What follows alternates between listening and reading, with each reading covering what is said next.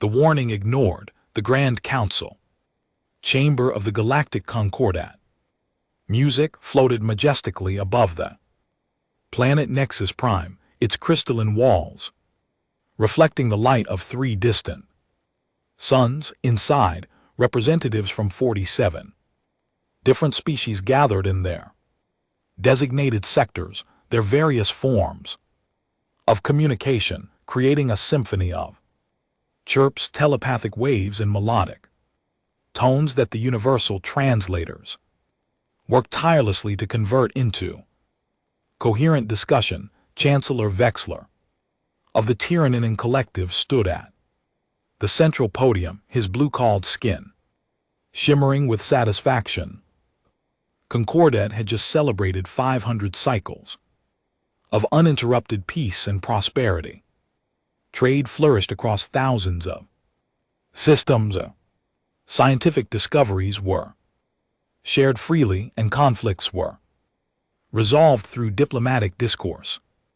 Rather than violence, it was a golden age, and Vexar took pride in being one of its guardians. The chamber's massive doors suddenly opened with an unexpected chime. All conversation ceased as every eye, sensor, and perception organ turned toward the entrance. A human walked in, flanked by 2 Concordat security officers who looked distinctly uncomfortable with their assignment. The human was a woman of medium height, with dark hair pulled back in a practical style, wearing a simple gray suit that seemed almost primitive compared to the elaborate robes and biological displays of the other delegates. She carried a data case that pulsed with a faint red light. Vexler's inner eyelids flickered with annoyance. Humans had been granted provisional observer status only 20 cycles ago, and already they were disrupting formal proceedings. The species was known throughout the galaxy for their unusual psychology. They saw danger everywhere, prepared for conflicts that never materialized, and possessed an almost pathological inability to simply relax and enjoy the peace that civilization offered. The Tigerwin had a word for such beings in their ancient language, though the translation was imprecise. The closest equivalent in human terms would be paranoid warmongers. The woman approached the speaking circle without waiting for formal invitation, her footsteps echoing in the suddenly silent chamber. Vexar noticed that despite the attention of thousands of beings, she showed no signs of the intimidation or reverence that usually accompanied such moments. Her expression was grim, determined. Chancellor Vexler, the human, spoke, her voice amplified by the chamber's acoustic systems. My name is Dr. Sarah Chin, special envoy from the Terran Scientific Union.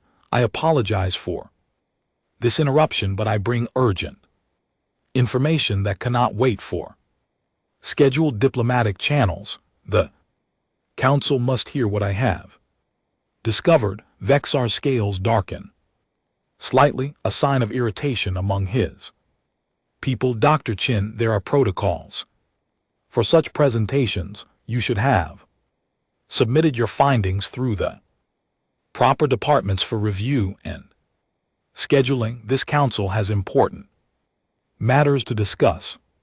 Your dramatic entrance is most irregular. There won't be a council to discuss anything if you don't listen to me right now. Sarah's voice carried an edge that made several nearby delegates shift uncomfortably. I've spent the last 8 cycles investigating anomalies in the outer reaches, energy signatures that don't match any known phenomenon, entire asteroid fields that have been molecularly disassembled, and radiation patterns that appear in ancient archaeological records from extinct civilizations. She activated her data Case and holographic projections filled the air above the council floor. Images of dead worlds appeared, their surfaces stripped down to bare rock. Mathematical equations scrolled past, followed by spectroscopic analyses and historical records that dated back millions of cycles. The presentation was thorough, detailed, and deeply disturbing. What you're seeing is evidence of the void. Plague, Sarah continued, her eyes scanning the assembled delegates. That's what the ancient Corinth civilization called it before they were wiped out 3.2 million cycles ago. It's not a disease in the traditional sense. It's a self-replicating nanotech swarm that operates at the quantum level. Once it reaches critical mass in a system, it consumes everything: organic matter, metals, even the atmosphere itself. It breaks everything down into base elements and uses the energy to create more of itself. The chamber remains silent, but Vexar could sense the emotional state of the other delegates through the Concordat's empathic network. Confusion, yes, but also skepticism and growing annoyance. This was exactly the kind of fear spreading that humans were known for. Dr. Chin spoke, Ambassador Quellen of the Sarat Communion, her voice like wind chimes in a gentle breeze. We appreciate your concern, but surely you're not suggesting that we face an extinction-level threat that no one else has detected. Our sensor network span the entire Concordat. We would have noticed something of this magnitude. You haven't noticed because you're not looking in the right places or using the right detection methods. Sarah's frustration was becoming visible, now her hands clenching at her sides. The void plague doesn't register on standard scans because it operates below the threshold of conventional sensors. You need specialized quantum resonance equipment to even detect its presence. And by the time it becomes visible to normal instruments, it's already too late. She manipulated the hologram, zooming in on a particular data set. 3 months ago, the mining colony on Theta Carini 7 went silent. Your official reports listed it as a communications failure. 2 months ago, the agricultural world of Blessed Meadows stopped all transmissions. Your explanation was an unexpected solar storm. Last month, the research station orbiting Pinnacle 4 simply vanished from all sensors. No debris, no distress calls, nothing. You classified it as a navigational database error. Sarah turned to face Chancellor Vexar directly. Those weren't accidents or equipment failures. That was the void plague methodically consuming everything in those locations. And according to my projections, if we don't act now, the swarm will reach critical mass within 6 cycles. Once that happens, it will spread exponentially. Your entire Concordat will be consumed within a standard cycle, maybe less. The emotional network of the Concordat suddenly flooded with alarm from several delegates, but Vexar raised his hand for silence. Dr. Chin, even if we were to accept your theory at face value, what exactly are you proposing? That we evacuate the entire Concordat based on human paranoia and coincidental equipment failures? I'm proposing that you listen to the species that actually studies these things. Sarah's voice rose, echoing through the chamber. Humanity didn't grow up in your perfect, peaceful Concordat. We evolved on a death world where everything from the bacteria to the weather tried to kill us. We had to develop pattern recognition, threat assessment, and contingency planning just to survive too. The space age we see dangers that you've trained yourselves to ignore. Because you've lived in safety for so long, she activated another image, this one showing Earth's history, wars, natural disasters, extinction events that humanity had survived through adaptation and determination. The primitive brutality of it made several delegates look away, but Sarah pressed on. We're not warmongers or paranoids. We're survivors, and we're telling you that the patterns we're seeing match historical records of previous extinction events going back millions of cycles, the Koran civilization, the eternal assembly, the harmonious collective, dozens of advanced societies that simply vanished from the galactic record. They all fell to the same threat, and they all ignored the warnings until it was too late. Vexar felt the mood of the council shifting. Some delegates were beginning to show genuine concern, accessing the historical records Sarah had provided.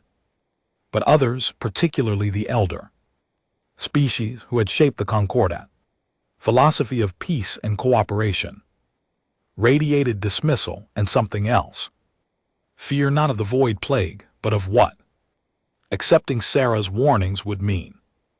It would mean acknowledging that the universe was not as safe as they believed, that their peaceful civilization existed in a bubble that could pop at any moment. The vote was called. 47 species cast their judgment. Should the Concordat mobilize emergency resources to investigate and potentially combat Dr. Chin's theoretical threat? Should they allow humanity's military specialists and their disturbing weapons technology into Concordat space? Should they accept that their philosophy of peace might be insufficient to protect them from a universe that didn't care about their ideals? 41 species voted no. Only 6 voted yes, mostly younger civilizations that still remembered what it was like to struggle for survival. Chancellor Vexler delivered the verdict with what he hoped was diplomatic grace. Dr. Chin, the Concordat appreciates your concern, but we cannot mobilize our entire civilization based on speculation. An ancient history, we have investigated the incidents you mention and found mundane explanations for each. What you perceive as a pattern is simply the confirmation bias that plagued your species. You see threats because you expect to see threats. He paused, letting his next words carry the weight of finality. Furthermore, this council has become concerned about humanity's influence on Concordat space, your militaristic culture, your constant preparation for conflicts that never materialize, your inability to embrace the peace we have built. These things are incompatible with our values. Therefore, by majority vote, humanity is hereby expelled from Concordat space. You have 30 cycles to remove all human presence from our territory. Any human vessels found within our borders after that time will be considered hostile and dealt with accordingly. Sarah stood frozen, her face cycling through disbelief, anger, and finally resignation. You're making a mistake that will cost billions of lives, she said quietly. When the void plague comes, and it will come, you won't be ready. You don't have the weapons, the technology, or the mindset to fight it. And by the time you realize that, it will be too late. We appreciate your warning, Dr. Chin Vexler replied, though his tone suggested otherwise. But the Concordat has survived for millennia without human assistance. We will continue to do so. Please escort our guest to her ship. Sarah left without another word, her data case still pulsing its red warning that no one wanted to see. The council chamber slowly returned to normal delegates, resuming their discussions of trade, agreements, and cultural exchanges. Within an hour, the whole incident was being reframed as an unfortunate but necessary decision. Humanity was simply too different, too damaged by their violent evolution to ever truly fit into civilized society. 3 cycles later, the first confirmed cases of the void plague appeared and conquered at space, an entire colony world consumed in hours. Then another, then 5 more in a single rotation. The mathematical progression was exactly as Sarah Chin had predicted. But by then all human vessels had withdrawn beyond, conquered at borders, taking their warnings and their weapons. With them, Chancellor Vexler stood in the same chamber where he had dismissed the human envoy, watching red icons multiply across the holographic map of conquered at space. Each icon represented billions of lives, entire civilizations, reduced to molecular dust by a threat they had refused to acknowledge. His scales had turned pale gray, the color of mourning and shame among his people. In the growing darkness, one thought repeated endlessly in his mind: humanity had been right, and they had made the species that could have saved them into exiles. Now the price of that arrogance was coming due, and there was no one left to pay it but themselves. The price of arrogance.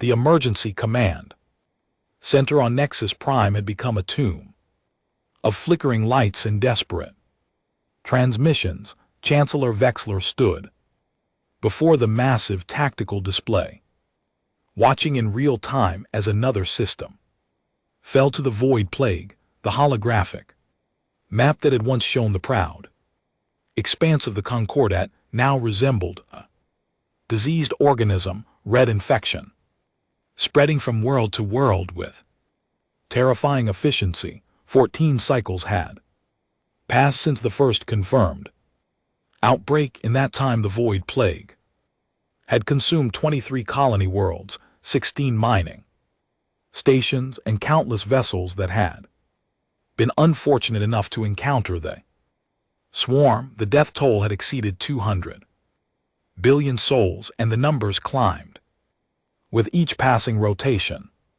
Military Commander Thrace Corps of the Unified Defense Fleet materialized his holographic presence beside Vexler. The Cronin warrior's forearms hung limp at his sides, his normally proud battle stance reduced to exhausted defeat. Chancellor, we've lost another battle. Group at the Meridian defense line. The swarm adapted to our weapons within minutes. Particle beams, plasma torpedoes, quantum disruptors. Nothing works for more than a few engagements before they evolve countermeasures. Vexar scales had lost all color, turning a dull gray that matched the despair in his heart. How many ships did we lose? This time all of them. Thrascor's voice carried a hollow quality that Vexar had never heard from the veteran commander. 300 vessels, 20,000 crew members. They bought us perhaps 6 hours before the swarm reaches the sanctuary cluster. After that, it's a direct route to the core worlds. The Chancellor turned away from the display, unable to watch another system icon turn red. Around the command center, specialists from dozens of species worked frantically at their stations, trying to find some weakness in the void plague, some pattern they could exploit. But the truth was becoming impossible to ignore. The Concordat had built its entire civilization on the assumption that the universe was fundamentally peaceful, that conflicts could be resolved through dialogue and understanding. They had no weapons designed for this kind of threat, no strategic doctrine for facing An enemy that couldn't be reasoned with. And no experience with the kind of desperate total warfare that survival demanded. The human had tried to tell them. Dr. Sarah Chin had stood in the Grand Council chamber and warned them. This would happen. She had offered assistance, technology, and the benefit of humanity's painful evolution on a world that had taught them to see and prepare for dangers before they became extinction events, and the conquered had responded by exiling them, by choosing comfortable denial over uncomfortable truth. Chancellor, a voice called from across the command center. It was Ambassador Quellen the Sarrat, whose musical voice had questioned Sarah's warnings all those cycles ago. Now that voice was fractured with grief and exhaustion. We're receiving a transmission on the old diplomatic channels. It's encoded with human protocols. Vexar felt something stir in his chest, a dangerous thing he tried to suppress. Hope was cruel when it was almost certainly misplaced. Put it through, he ordered. The main display shifted and a human face appeared. It wasn't Dr. Chin, but a man with silver hair and eyes that had seen too many battles. He wore a dark military uniform, covered in insignias that meant nothing to Vexfleur, but the weight of command was unmistakable. Behind him, the bridge of a warship bustled with controlled activity. This is Admiral Marcus Reed of the Terran Defense Initiative, the human said, his voice carrying authority that filled the command center. We've been monitoring your situation from outside Conquered at space. We know what you're facing. We know you're losing.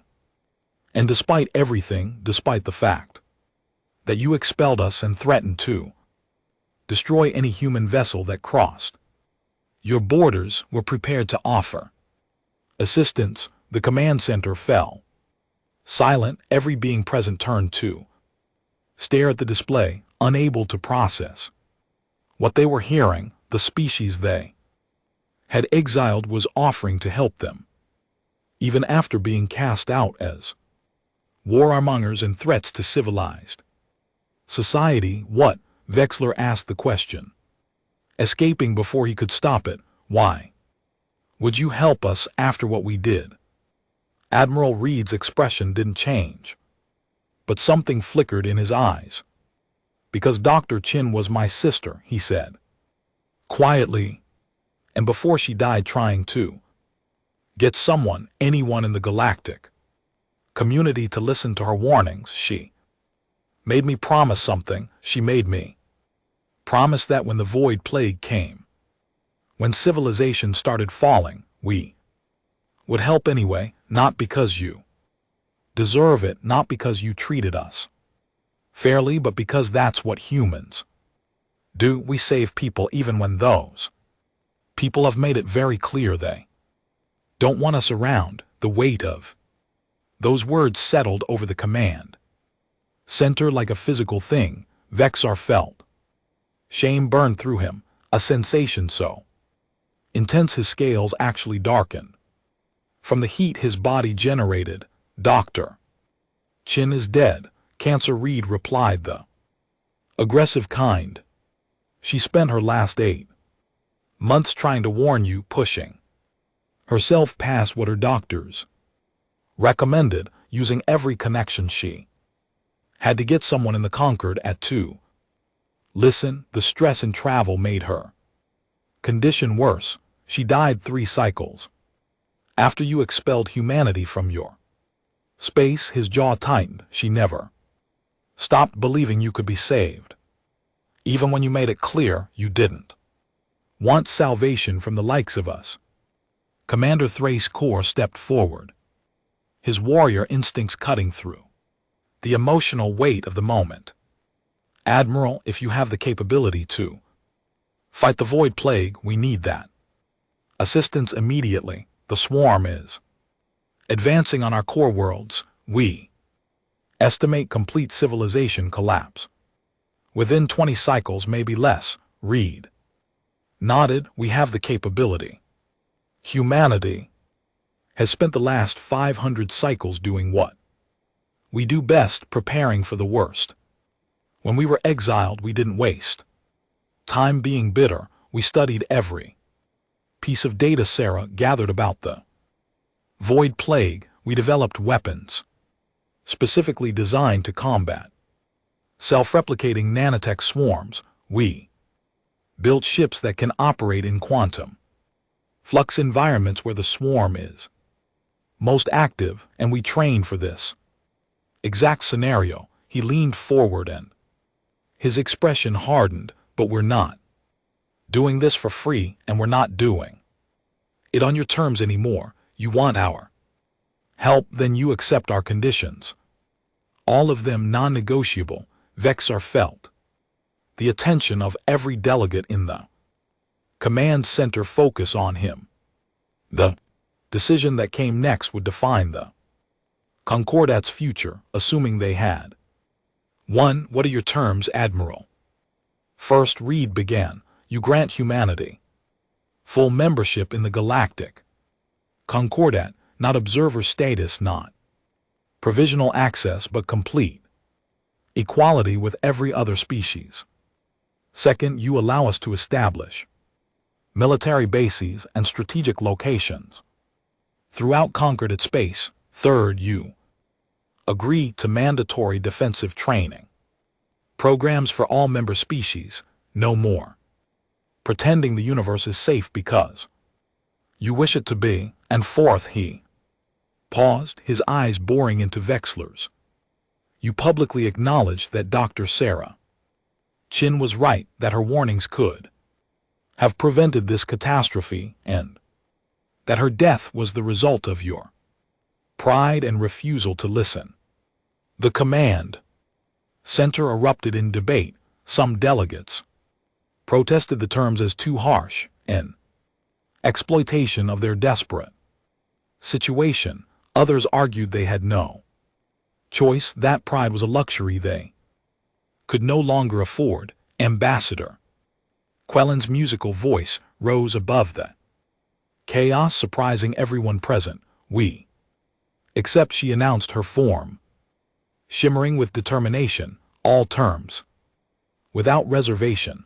Dr. Chin tried to save us, and we responded by casting out her entire species. If the price of our survival is admitting that shame, then it's a price we should pay gladly. She turned to Vexler. Chancellor, I move for an immediate vote on Admiral Reed's conditions. The vote was swift and unanimous. 47 species agreed to humanity's terms without a single dissenting voice. The threat of extinction had a way of clarifying priorities and stripping away the comfortable lies civilizations told themselves about their own enlightenment. Admiral Reed nodded. We're transmitting coordinates for fleet rendezvous points throughout your territory. Our forces will begin arriving within the next rotation. In the meantime, I'm sending you tactical data on the void plague's behavior patterns and the weapon systems we've developed to combat it. The data package arrived instantly, flooding Concordat systems with information that was simultaneously terrifying and hopeful. Humanity had developed quantum resonance bombs that could disrupt the swarms.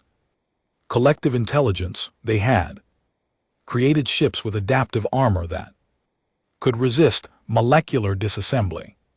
They had even designed biological agents that could introduce errors into the plague's replication process, causing it to consume itself. But the most striking element of the human strategy wasn't the weapons or the technology, it was the tactical doctrine. Every battle plan, every engagement scenario, every strategic analysis was built on a single assumption that no Concordat species had ever truly embraced, some battles required sacrifice, some victories demanded that good people die so that others might live. Humanity had spent their entire evolution learning that lesson on a world that showed no mercy to the weak or the naive. The first human fleet arrived 6 rotations later.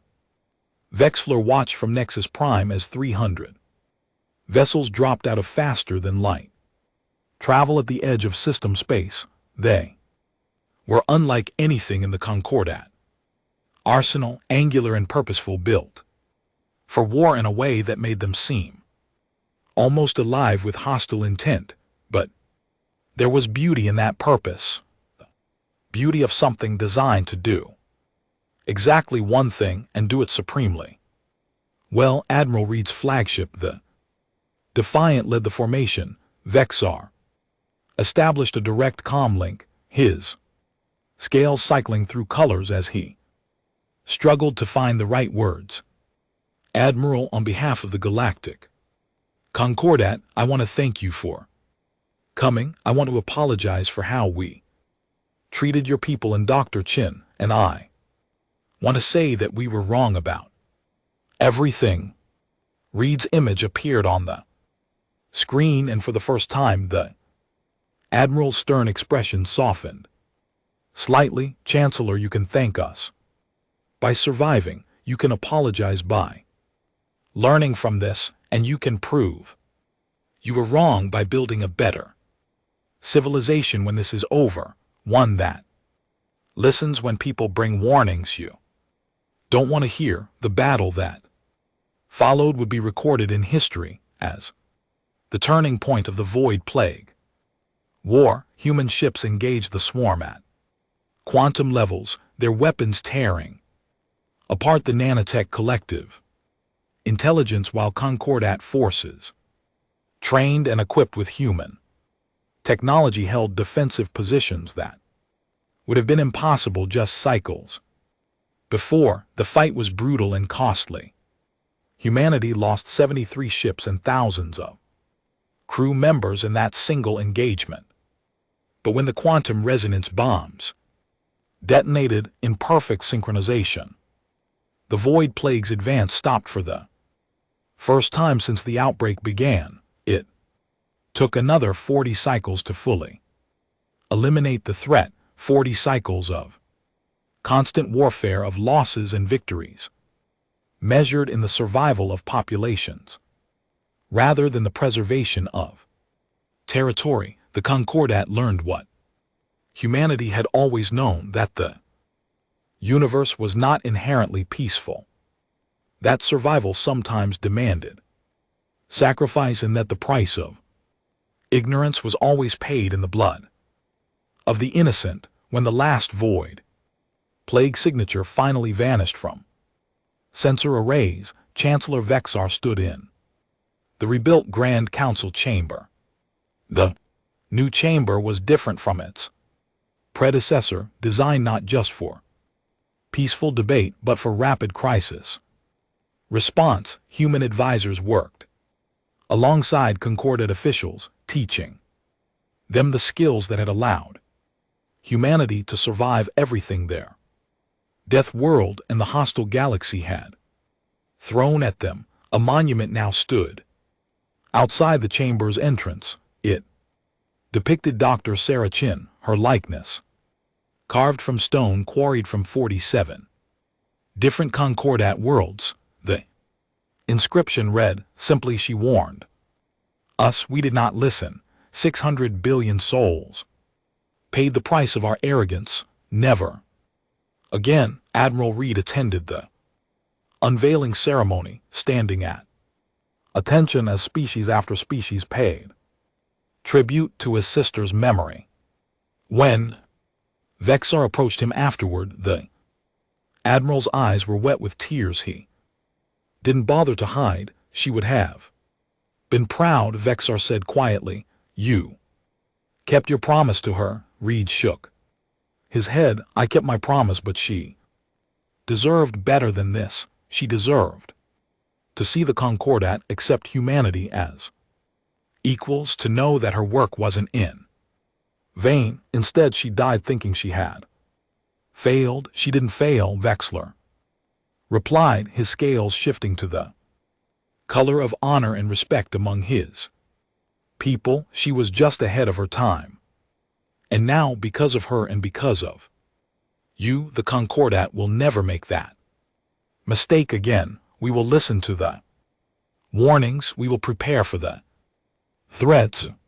We will honor the wisdom of those who see dangers we are too comfortable to acknowledge. The admiral looked at the monument at his sister's face frozen in stone and nodded slowly. Then make sure you mean it, Chancellor, because the universe is full of threats. Like the void plague, in the next time humanity might not be around to save you. Years later, when historians analyzed the void plague war, they identified the moment of exile as the critical failure point. If the conquered had listened to Dr. Sarachin, if they had accepted humanity's warnings and assistance, the death toll would have been measured in thousands rather than hundreds of billions. But they had chosen pride over wisdom, comfort over truth, and paid a price that would echo through generations. The Concordat that emerged from the ashes was different, stronger, wiser, and forever marked by the knowledge that their enlightened peace had been an illusion, a luxury afforded by blind luck rather than any inherent virtue. They had driven humanity away, ignored their warnings, and discovered too late that sometimes the species you dismiss as paranoid warmongers are simply the ones who understand that survival requires vigilance, preparation, and the courage to face uncomfortable truths. Consequences of their arrogance had arrived exactly as predicted, and in surviving them, the Concordat learned the hardest lesson of all.